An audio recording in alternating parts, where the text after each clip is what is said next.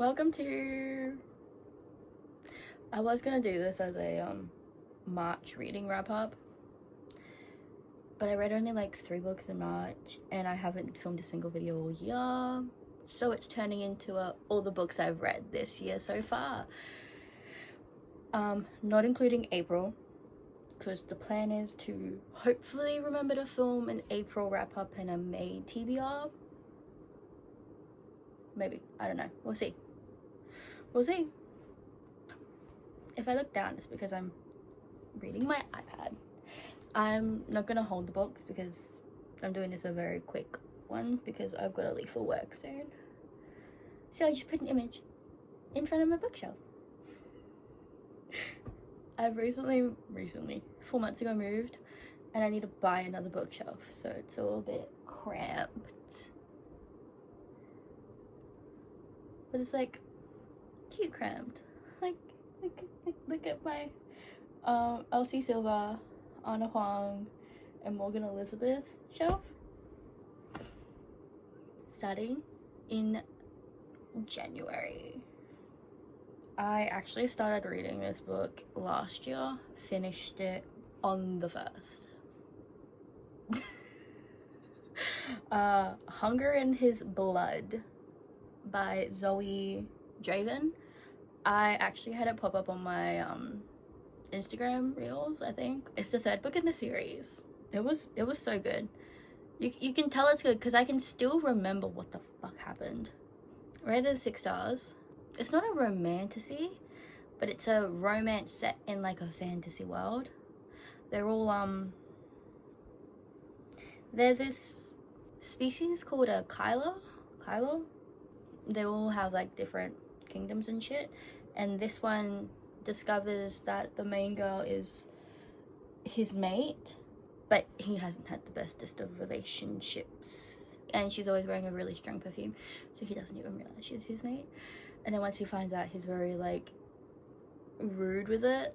But I actually did really enjoy it. I rated it did I rate it 4 stars or did I rate it 4.5 actually? Because I've got Goodreads and then I've got Fable, and Fable is the one I do, like is the one where you can do all of the in detailed lists. 4. I rated it 4 stars. I haven't gone back to read the other books of the series yet because I'm trying to read more of my physical TBR this year. The next book I read is I finally finished the Edge of Darkness trilogy. Listening to it all, and now I'm in the process of buying them all because they're being traditionally published. So I finished Restitution. I started last year, finished it this year because I listened to it at work. So like when I'm listening to an audiobook, I really just listen to it at work normally, unless I'm like really into it. But even then, sometimes I seriously just listen to it at work because it depends on if I've got a credit on Audible or not, you know.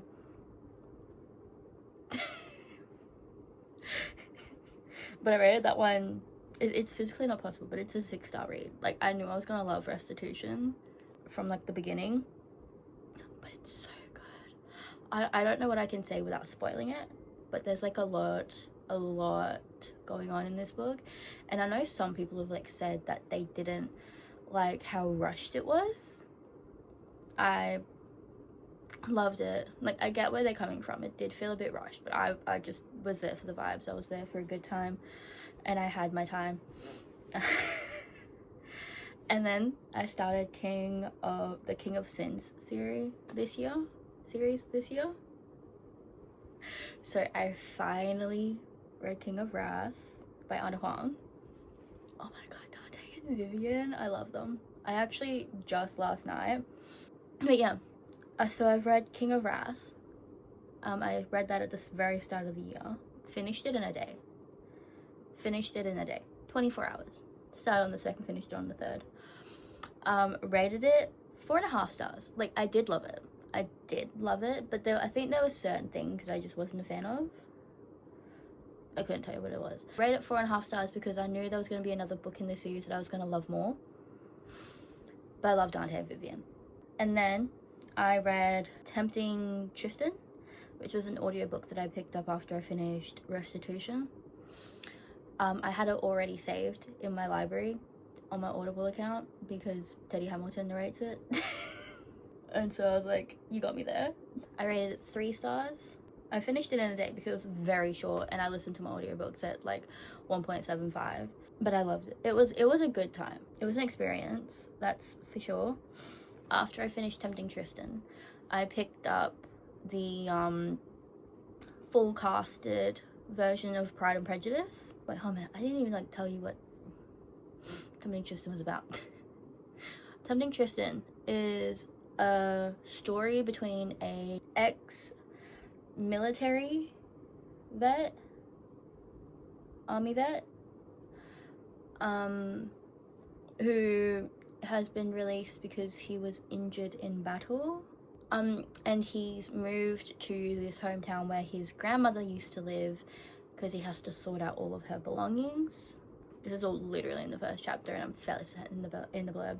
His grandmother was friends with this young bartender, Tristan, and would talk constantly about him to her grandson, constantly.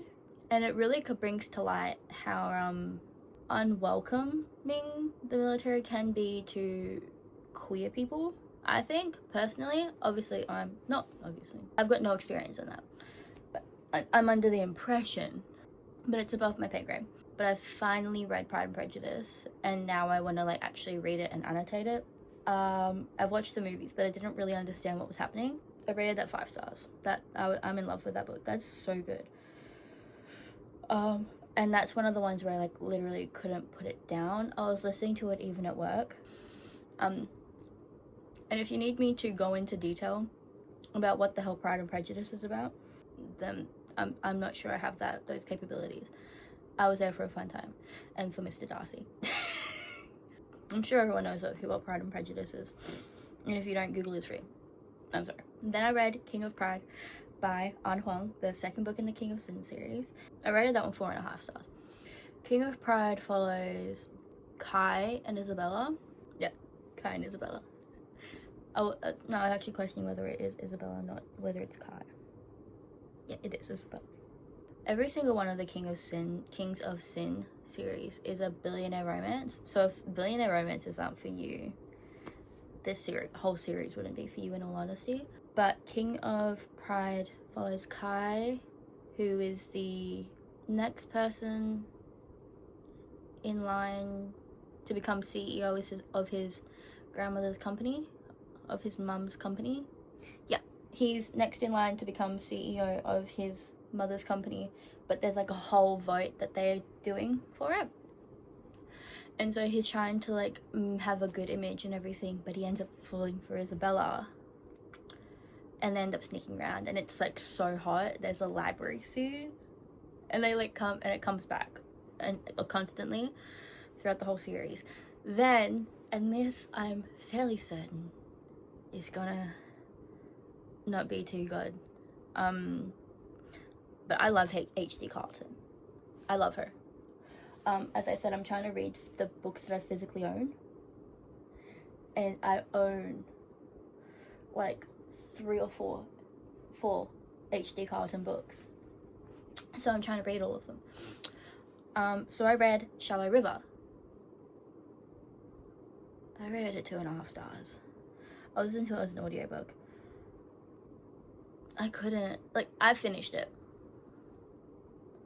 because I wanted to be able to say that I'd read all of H.D. Carlton's books, but it follows, I can't even remember this chick's name, River. It starts with a flashback, and then you end up in college. No, it starts with a flashback when she's in college, and then it fast forwards to when she's out of college, and in a relationship, and she's moved in with her boyfriend, and she's like always wanted to be with him, only to find out that he's abusive, and her mum used to be in an abusive relationship, is in an abusive relationship, and she's always said that she'd never be like her mother, only for her to go and like be in an abusive relationship, and she's been in an abusive relationship for 2 years.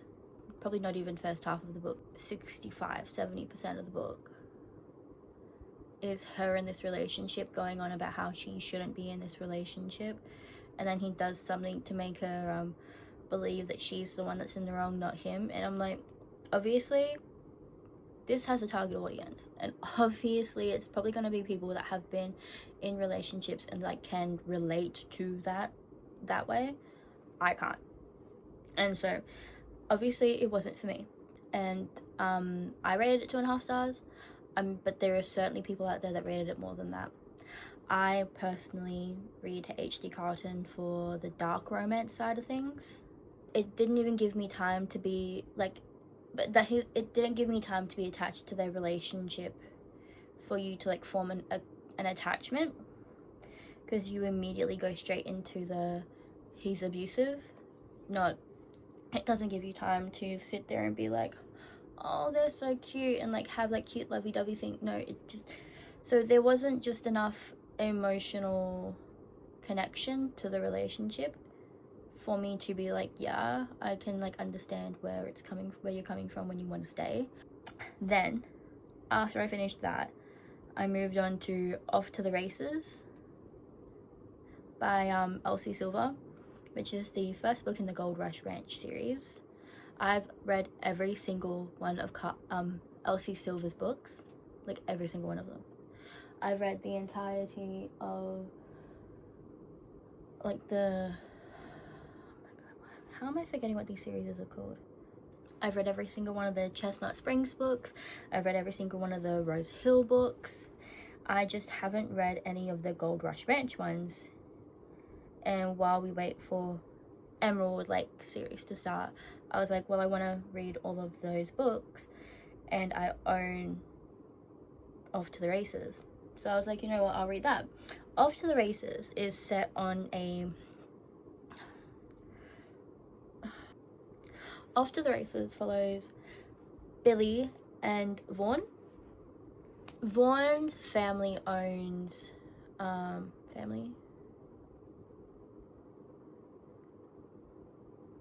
grandfather used to run a ranch, but he passed away, so Vaughn took over the ranch because he used to love being there as a kid. So he took over the ranch, and Vaughn's grandfather's friend works there, or is like helping run it as well. I can't remember exactly. And he ends up hiring his adopted, we'll say, daughter Billy to work there as like one of the trainers for the horse, because she's trying to get into like that side of things, because it's very hard for a woman to get into that field. Women. And so he hires her, brings her along because he knows she'll be good for the job.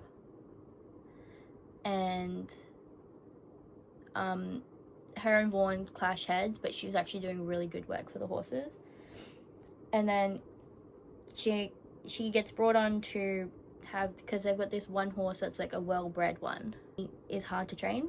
So Vaughn brings her in and is like, you have to train this horse, thinking she'll fail. She succeeds. She does an amazing job with the horse. So then they like grow feelings throughout it. It's fucking amazing. It's amazing. After Off to the Races, I read the third book in the Kings of Sin series, King of Greed by Anna Huang. I rated that 5 stars. King of Greed follows some people don't like this one. Some people really don't like this one. I don't get it. But follows Dominic Davenport and Alessandra Davenport. Their high school sweethearts, got married young. Dominic was broke when they started dating, and then once he got rich, he started paying more attention to his business and less attention to his wife. He misses their anniversary, like wedding anniversary dinner, and she ends up filing for divorce. And then the whole book is just him trying to win her back. After they're divorced, is him trying to win her back because he realizes he fucked up. It's a bit too little, too late. And then you've also got flashbacks of like when they were falling in love. Those had me very emotional. Like when they were falling in love to like cut to them now, and it's just heartbreaking to see the difference. I actually had a lash appointment scheduled for when I was reading that and ended up sleeping through it. It was for the best. Like I'm like sleeping through my alarm, so I missed it. It was probably for the best, honestly, because you can't get your lashes wet for 24 hours after after getting your lashes done, and that would have meant I couldn't read the book. And so it was really good that I didn't go to that. That one had me emotional. That one had me tearing up. I was bawling. 5 stars. They're probably like one of my favorite couples. Like when I was reading that, you get like glimpses. I'd seen like videos of like Vuk and Ayana, and I was like, I think I'm gonna love their book.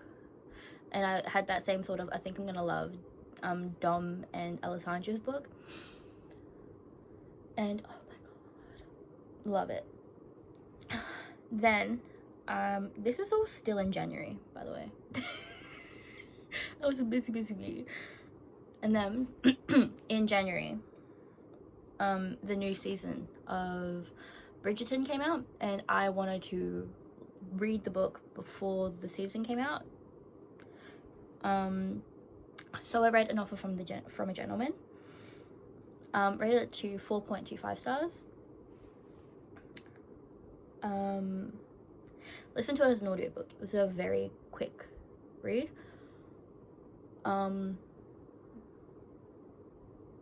It follows Sophie and Benedict. It's actually Benedict's story. Follows Sophie and Benedict. Obviously this one is set before Penelope and Colin's story, so it isn't out that Penelope is Lady Whistledown. So you've got like the whole Lady Whistledown, everything still going, and it's so good. I loved it.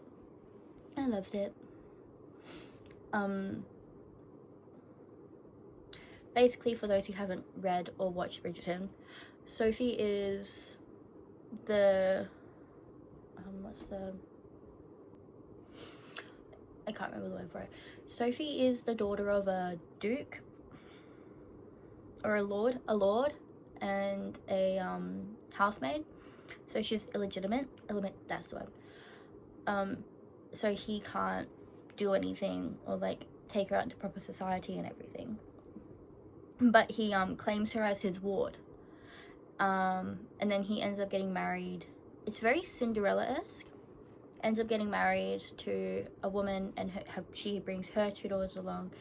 He dies. Sophie turns into one of the housemaids, and eventually, and then one night sneaks into the Bridgerton ball, masquerade ball, which is actually the final one that Violet is throwing, because she's no longer Lady Bridgerton and is like moving out of the family estate. So she sneaks in and actually dances with Benedict, and then right when the clock strikes 12, she needs to leave. It's very Cinderella-esque, and I ate it up. Then, because I was trying to find books, I think this is also one that was narrated by Teddy Hamilton, if I'm not mistaken. I read Played by the Bishop by Samantha Barrett. Played by the Bishop is like a, not like, it's a mafia one. It's very mafia coded. Not coded, it's very mafia. It follows Kiara and Bishop, because they're all named after fucking chess pieces. It follows Kiara and Bishop, and Kiara was by Bishop's father when she was younger, but never told anyone in the family that she was close to, because she thought no one would believe her, turns out that the father had also his daughter, which is fucking disgusting. And so none of them were fucking liked him. So then Bishop killed him, and took over the whole family mafia. Then Kiara moves back to go to college, like university, at the same school as like all the siblings went to, and her childhood best friend, the daughter and sister, the sister of like the brother, like of Bishop, can't remember her name, they end up sharing a room. And then she gets dragged back into like the mafia world and like everything, and it's so hot. Yeah, it's a good time. I rated it 3 stars. Then I read Icebreaker last year, and I wanted to continue the series because I own it. Once again, trying to get through my physical TBR. I have a lot, if you couldn't tell.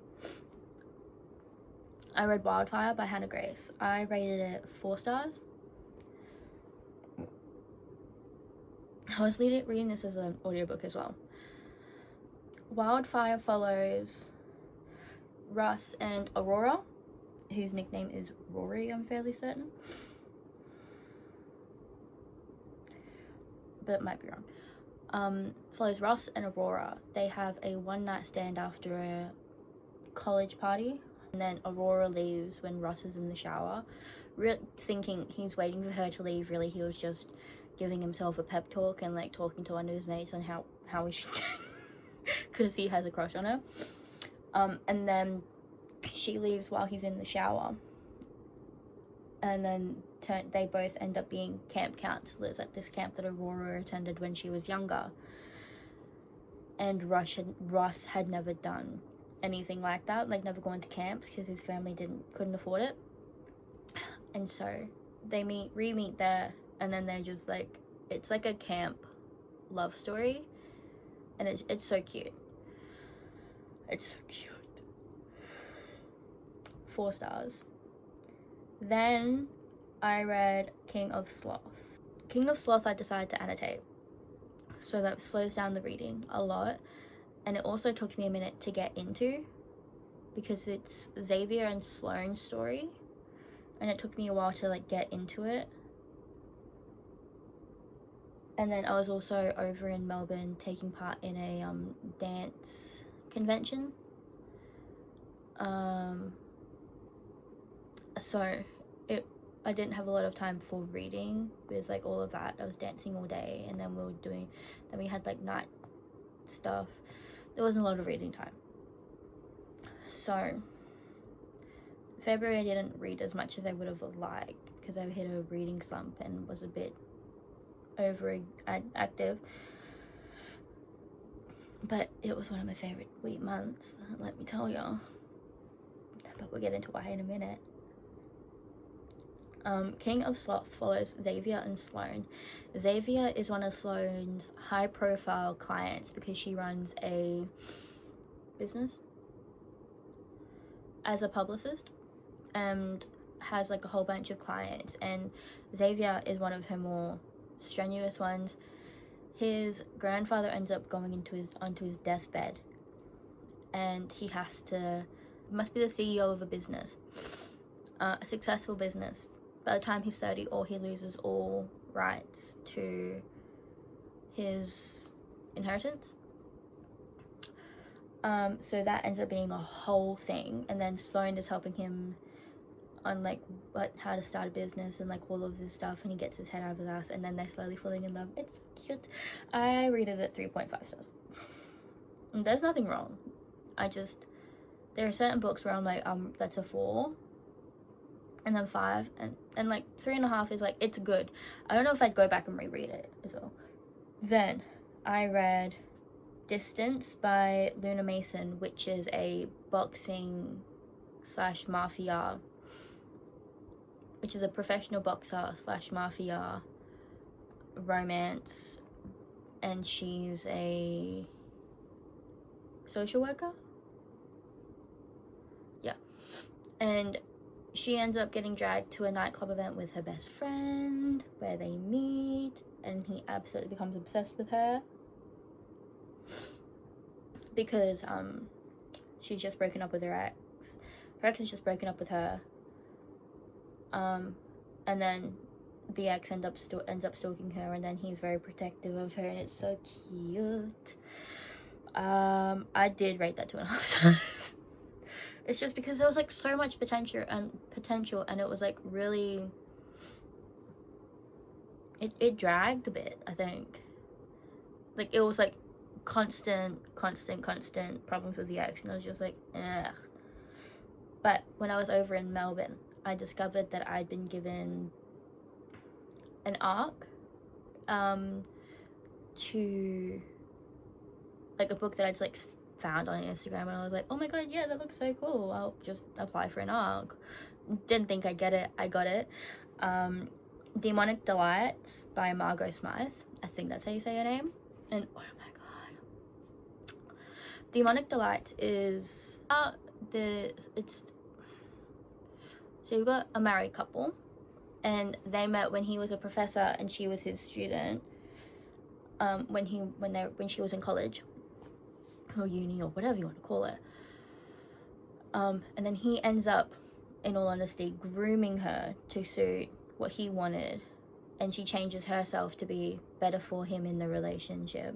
She like minimizes herself, but like as they get further into the marriage and she starts showing her age, he starts withdrawing and starts having more interest in like another person. He ends up getting possessed by a demon that's obsessed, that wants her dead, in all honesty, or like wants something to do with her, like wants her dead, or wants her to carry his child, or like something, because he originates from her homeland. Possesses the husband, and then she ends up falling for the demon version rather than her husband. It's actually really fucked up, but it's so good. Then, because I'd run out of audiobooks and I needed a new one, I listened to Merry Christmas, You Filthy Animal, because Teddy Hamilton, and I'd like seen videos of it, like heard the audio of it, and I was like, oh my god, yes. And I was so pissed that I only like read it in February and not earlier in December. It follows Atlas and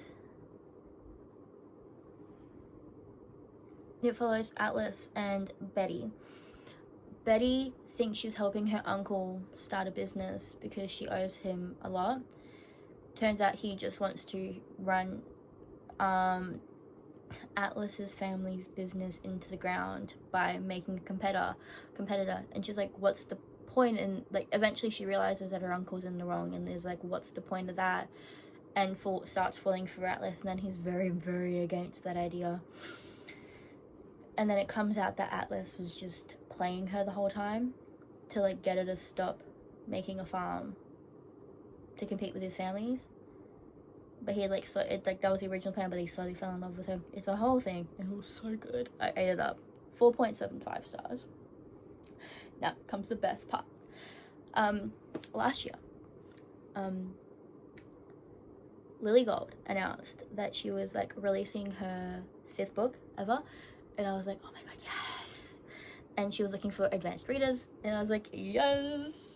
So I applied. I didn't think I'd get it, but I applied because I'm like, you get none of the shots you don't take. So I applied, and I got it. I was so hyped. I downloaded it the minute it was available. I have a video on my TikTok of like when I found it, and I was like, oh my god. I got it, and I was like, I was ecstatic. Am ecstatic. I was so hyped. I'm so hyped. I still can't believe it. I'm still not over it. The Highland Hideaway by Lily Gold. Now, every single one of Lily Gold's books, they're all YQs. All of them. And I think fairly certain Lily Gold was the first proper YQs I ever read. Oh my god. Like, the way she writes What I Choose is just amazing. And this one was no different. It kind of gave me Highland Hideaway kind of gave me a mix between Swedish Mountain Men, because it being set in the mountains and shit. And like maybe a little bit of Credence because they owned a big property, but like not in like a creepy way. But oh my god, I'm obsessed. I'm absolutely in love. That one actually turned out so good. So she's actually an influencer, but with very bad social anxiety, and it's just, the representation is amazing. So it's a romance between Summer, Cameron, Fraser, and Alec. Yeah, and Alec. Alec is the farm manager, but he's the owner of it.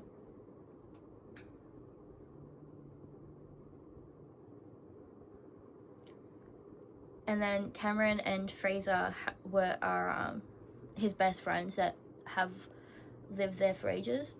Alec is very, very traumatized because his dad was very abusive. And, oh my god, it's so good. I need to get ready for work, so I'll be back. I'm back. With vastly different lighting. It's pitch black outside. I just finished work. Let's continue where we left off. Okay. So the last book I was talking about was Highland Hideaway.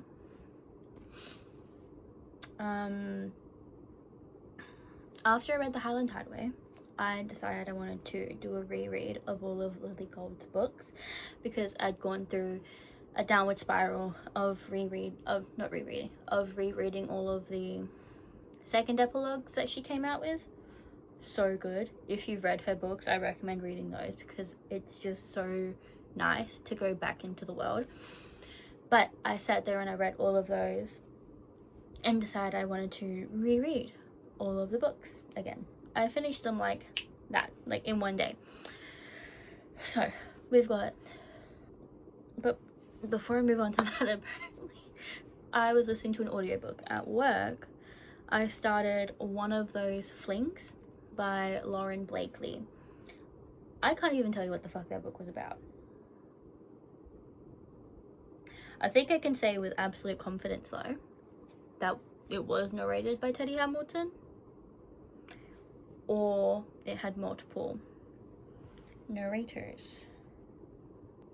No, it was a very quick hour and 17 minutes. It was a very short, quick book about a girl that had gone through a breakup and was a year single because she was constantly getting into like back-to-back relationships.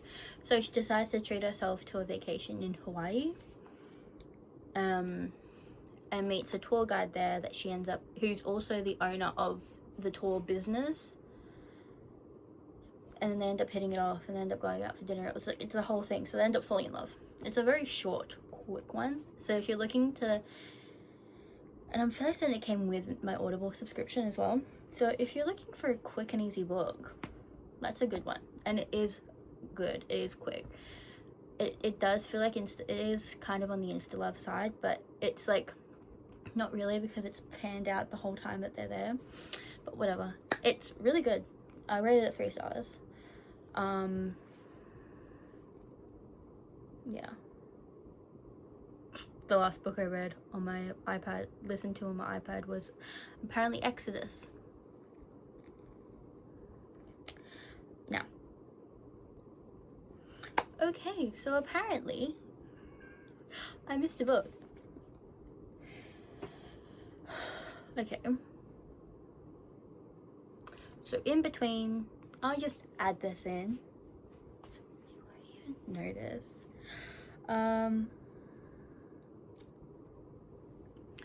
After King of Sloth, I read Regretting You by Colleen Hoover, because the movie came out and I want to watch the movie, but I refuse to watch a movie that's been a book, that originally was a book, without reading the book. So I decided to read Regretting You because I own it and it was an audiobook available, and so I was like, I'll pick that up. I had no idea what I was diving into.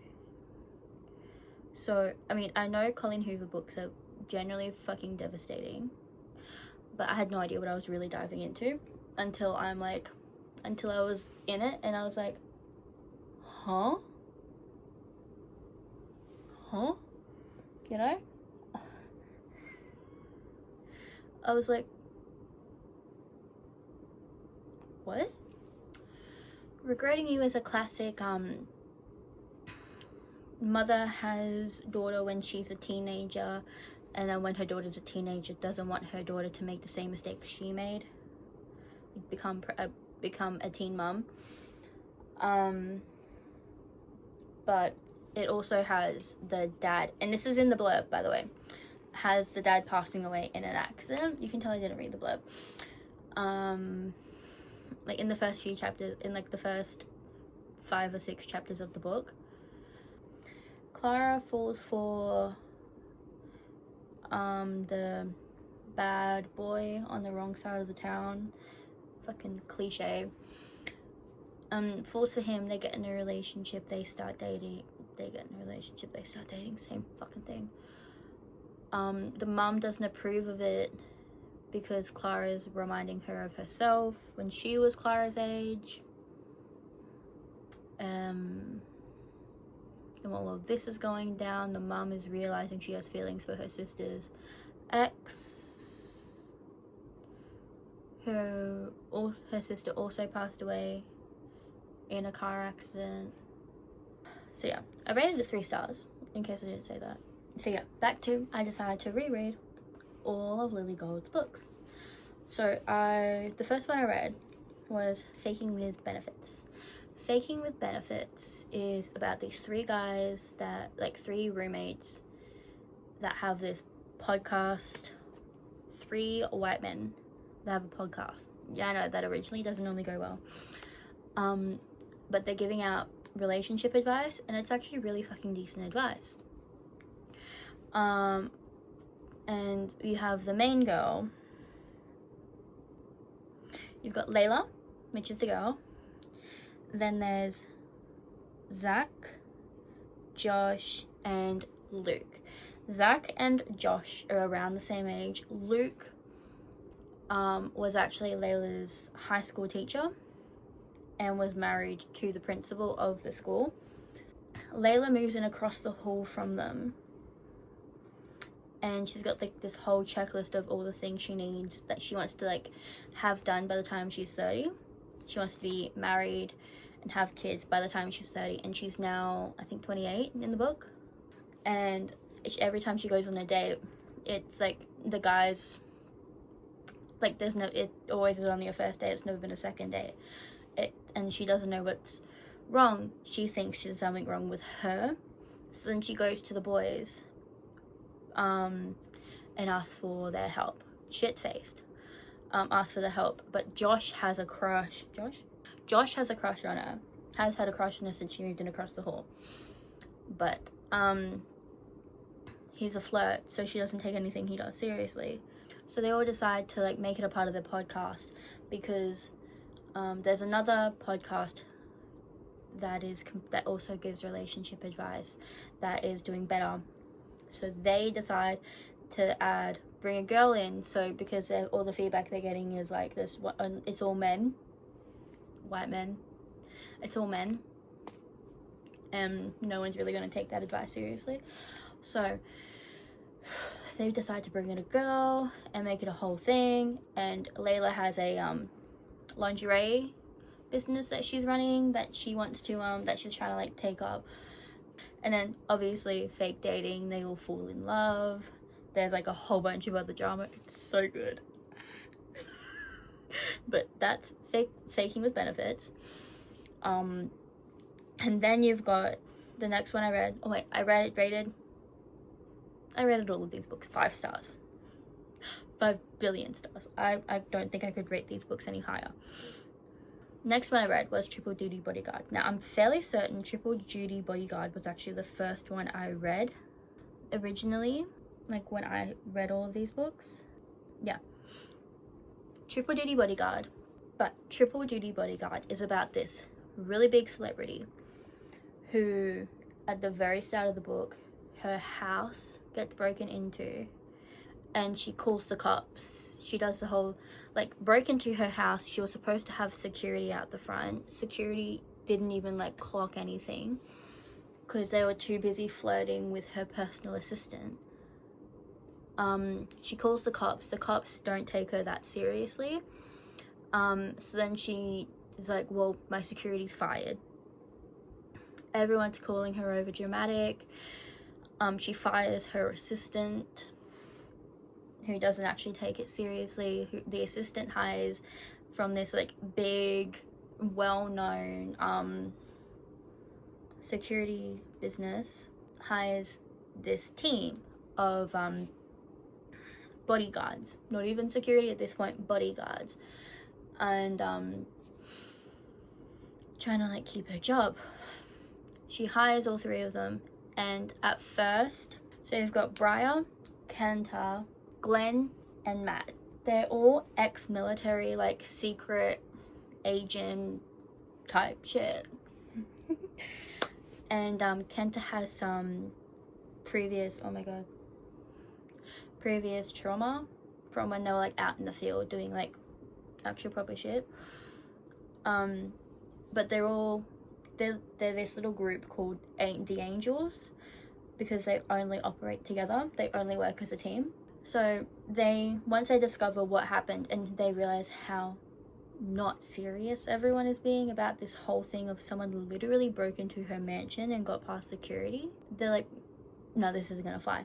They go through they like do everything. 5 stars, by the way. Like literally all 5 stars. Next one, Nanny for the Neighbors. We've got Beth, Sebastian, Cyrus, and Jack. They've all been in a relationship with one person, and they accidentally got her pregnant, but no one knew about it aside from her because she didn't tell any of them. They split ways. She obviously found out after they broke up. Then she thinks she can do it, but she's a drug addict and realizes, and then is like, I need to go into rehab. So she just dumps the baby on the front step of their apartment building with a note that says, to the guys in apartment A, 5A, this is your child. Congratulations, your dad, your parents. And they've never had a kid. Beth lives in apartment 4A, which is the one directly underneath them, and is a babysitter that's currently out of work because she got dropped by her agency because they had to close. So she's currently looking for work, and then the boys, they're realizing that they have find a flyer that she's put up in the apartment building saying that she's looking for work, and then she's in this apartment and here's her phone number. Jack comes down to her apartment and is like banging on her door like, please, please, please, we need help. She comes up, helps them, explains to him, shows them what to do, teaches them. Then they hire her as their nanny. The boys all run a video game company. Jack creates the game. Cyrus does all of the like talking and entertainment and shit. And Sebastian is a workaholic that is also working as a finance bro. They do a DNA test to find out who the father is, and it's a whole thing. It's so good. It had me emotional for bits. 5 stars. Then the final Lily Gold book that we're going to talk about, because it's the last one that she's released, is 3 Swedish Mountain Men. Now, this one kind of reminds me of Credence, but I love Credence. But not in like the incestuous, like ill people, white people don't like it. It's mostly because it's set in a mountain town. And there's like a whole ass snowstorm. It's like a whole thing. That's what it reminds me of Credence. But if you like the vibe of Credence, like the setting of Credence, but didn't like the incestuous part, and you're okay with 4-way relationships, yeah, this one's for you, in all honesty. But anyway, 3 Swedish Mountain Men. Okay, you've got Daisy, Riven, Eli, and Cole. They're all healing from like a past trauma of like the boys are all healing from a past trauma of a relationship that they got out of like ages ago, because it was that fucked. And Daisy is a school teacher that had to go on that had to like leave the fucking country and just like no social media, because her ex-boyfriend did like a whole smear campaign when she decided to end things, and posted some stuff online that had her being fired from her job. But she also paints on the side, so she's still doing that, and that's how she's still making money. She decides to go to Sweden, go into the mountains, like go on a whole ass holiday, like just away from everything in a completely different country. Ends up getting stranded on the side of the road, and two of the boys find her, and they take her back to their place to help her. One of them's very grumpy about it. Take her back to their place to give her a hand and give her somewhere to stay and like all of this, because a snowstorm's coming in. And the next day, they decide to let her stay, but everybody ended up falling in love. It's like there's a lot that goes on in this book, and I'm trying not to spoil the twists and turns. Yeah. Anyway, read it. Go. Up to you. One of those flames. And then I read. Wait. What is the final? Okay. But 3 more books. 3 more books. Then I read The Predator by Runix. I was under the impression that this was gonna be a like standalone series type thing. Nope. I've like seen things about The Predator, but I don't know anything, so I actually ended up going in completely blind, honestly. It's really good. I'm gonna continue the series, but it was a little disheartening to find out that it was like an actual whole series. But anyway. I read The Predator. I rated it 4 whole stars. I listened to it as an audiobook, so I was only listening to it at work. The Predator follows Tristan Kane and Marana.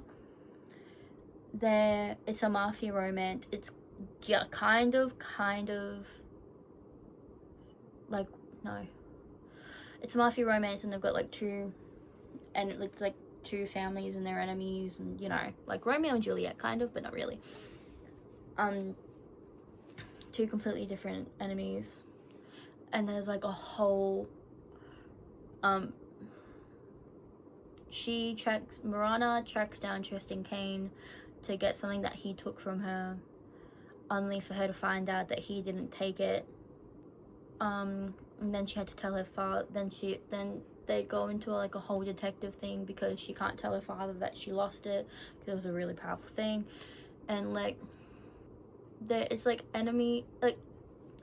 people will want to say it's enemies to lovers, but I don't think it's enemies to lovers. I think it has like enemies to lovers like vibes, in the sense of she definitely thinks they're enemies to lovers, but I think it's more of like a I hate her but I want her type thing.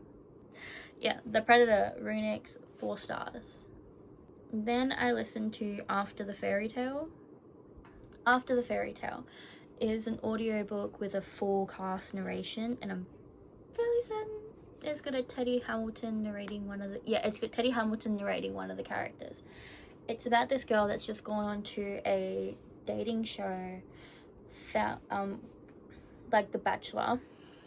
It's about this girl that's just gone on a show like The Bachelor, because no one knows, because they weren't released live. They're now being released, and she's back in her hometown, like staying off of social media and shit, and like keeping everything on the down low. And she starts realizing how much she misses her hometown and her old best friend Josh, who now runs a bakery in town. And it's like her slowly falling in love with Josh, in all honesty. And there's some like what the fuck moments, but it's a full cast. Like, everyone has their own voices, in all seriousness. That one was actually really good. And it took me for a spin as well. There was definitely some like twists and turns that I was like, and I was listening to it at work as well, so that was a very hard time for me. The final one that I read in March, final book that I read in March, because I think I took like a really long hiatus from reading. No, sorry, scratch that. There's 2 more books. I finally read the 3rd book in the Windy City series, which is Caught Up, which follows Miller and Kai. I love them so much.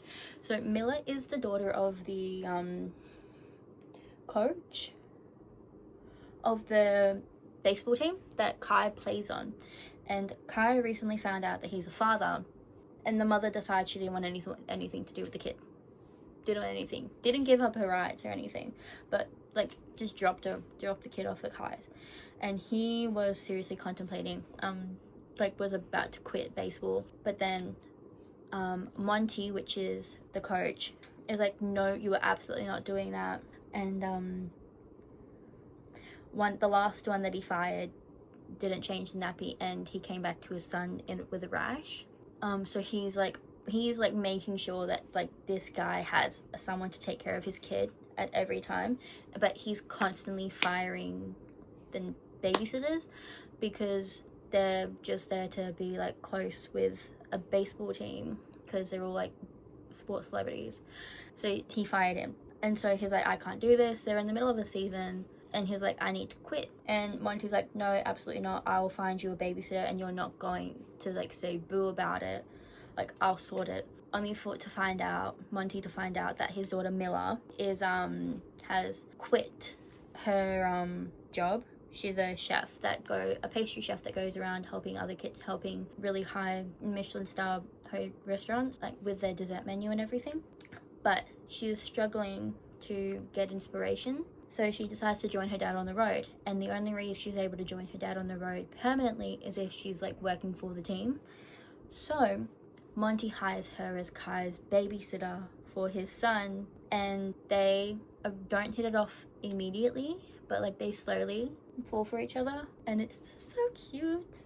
And then, but with like just the reason why I love interconnected standalone so much in a series is because you get little like sprinkles of like all the other people before. So you've got Indy and Ryan from The Right Move, and then you've also got Xanders and Stevie in this book as well, because they're all a part of Kai's friend group, and they're like his family. And it's so cute because Monty is like a father figure to Kai and Isaiah, so they like take everything, they like respect him so much, and it's just so cutie the way it's all done. And then the final book I read for the month, the final one, actual this time, I promise, is Hockey Boys by Brittany Nicole. This one, once again, picked it up because it was narrated by Teddy Hamilton and it was free. My child is trying to get in. Enough. Follows Lennox and Aiden. They're actually high school sweethearts, but Lennox broke up with Aiden years ago, only for Aiden to find out that she's actually about to be his wedding planner. And he realizes that he can't go through with the marriage because he still has feelings for Lennox. So he breaks up with his fiance, which turns out to be a really good thing. Breaks up with his fiance, who was an absolute bitch. And it's like got some deep stuff in this one. It's got mental health representation, like depression representation, and I think it's pretty good, but I'm undiagnosed. But I think it did really good because it's just so eye-opening, in my opinion. Yeah, I rated that one 3.75, and then I rated Caught Up 5. I rated Caught Up 5. I love Miller and Kai. I love them. They're so cutie. I'm actually onto the final book of the series. I'm actually so excited. Yep, thank you for watching. I'm hoping to be posting more frequently because look at this setup. It's actually so cute. If you just ignore the cans in the background.